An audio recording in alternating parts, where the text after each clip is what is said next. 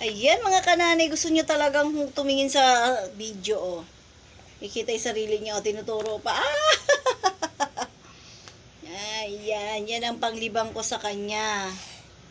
Ayan, kasi ang kanyang nanay nag-iigib ng tubig. Katabi lang naman, malapit lang, dyan lang. Walking distance lang. Walking distance. Tingin-tingin ka pa. Oh. Ayan, i-video po kami para po siya tumahan. Nakikita yung kanyang sarili.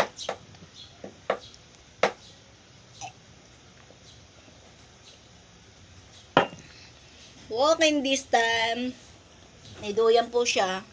Nilabas na nga po yung kanyang duyan kasi doon po sa kwarto nila mainit. Kaya dinala po dito sa kusina. Para po